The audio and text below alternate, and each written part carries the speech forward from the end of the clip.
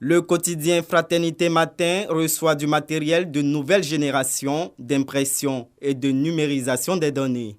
Un don de la coopération japonaise qui vise à accompagner la structure à être plus efficace dans le traitement et la transmission des informations. Ce projet d'un montant d'environ 270 millions de francs CFA a pour objectif de renforcer les capacités de l'unique société publique d'édition de presse de Côte d'Ivoire, à numériser les archives conservées, à augmenter le nombre de tirages des journaux, assurant ainsi l'accès facile aux informations aux Ivoiriens.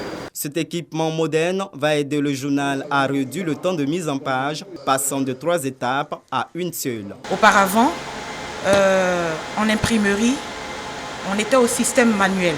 Mais avec l'évolution de la technologie, aujourd'hui, nous avons un gain de temps énorme parce que tout ce process est pratiquement réuni en une seule activité. C'est-à-dire, après réception des fichiers, dès que le fichier est acheminé à notre équipement CTP, la gravure se fait automatiquement en moins de 2 minutes. Et lorsqu'elle est récupérée, cette plaque, elle est acheminée en machine directement pour l'impression sur la rotative. Le ministre Amadou Coulibaly exprime sa reconnaissance au gouvernement japonais et exhorte les travailleurs à faire bon usage du matériel. Nous sommes fiers de recevoir ces équipements qui vont contribuer à moderniser et à augmenter la capacité de production du journal.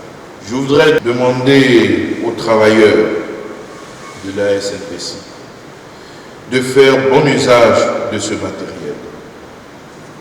C'est à ce prix que nous pourrons traduire notre reconnaissance au peuple ami japonais, mais que nous pourrons surtout apporter notre contribution à l'édification d'une démocratie vraie dans notre pays. Outre la célérité dans le travail, ces équipements augmentent la capacité de production de l'imprimerie.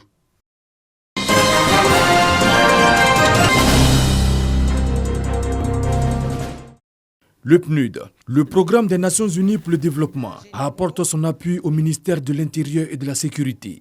Des équipements constitués de matériel roulant et de matériel informatique réceptionnés par le ministre de l'Intérieur et de la Sécurité, Vagondo Diomandé, pour renforcer les capacités des directions opérationnelles du département ministériel dont il a la charge.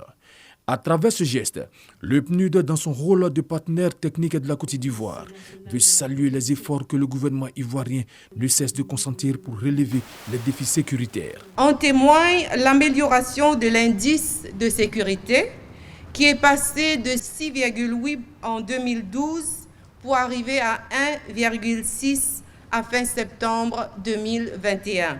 C'est un progrès remarquable qui mérite d'être relevé et nous vous félicitons. Le PNUD ne ménagera aucun effort pour continuer à appuyer le gouvernement dans ses efforts pour l'amélioration de la gouvernance sécuritaire et le renforcement de l'état de droit dans le pays. Le ministre de l'Intérieur et de la Sécurité, Vagondo Diomandé, a exprimé la gratitude du chef de l'État, Alassane Ouattara, et du gouvernement au PNUD dans sa mission d'accompagnement de la Côte d'Ivoire.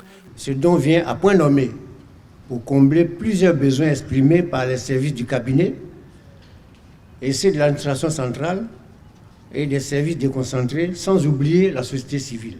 C'est pourquoi, au nom du président de la République, son Excellence M. Alassane Ouattara, et au nom du gouvernement, je voudrais vous dire merci. Ces équipements sont constitués de 100 motos tout-terrain, d'un véhicule de type 4x4, de 8 ambulances, de 120 ordinateurs, de 120 imprimantes, de 1250 lampes solaires et des drones.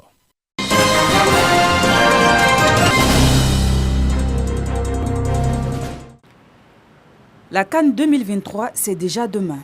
Si le pari des infrastructures d'accueil semble être un acquis, toutes les énergies convergent à présent vers les défis sécuritaires. D'où l'ouverture d'un séminaire sur la sécurisation des différentes délégations attendues au cours de ce rendez-vous continental. Les objectifs spécifiques sont les suivants. Premièrement, évaluer les risques et menaces pesant sur les sites devant abriter la CAN, à savoir les stades de compétition, stade d'entraînement, lieu d'hébergement, fan zone, etc.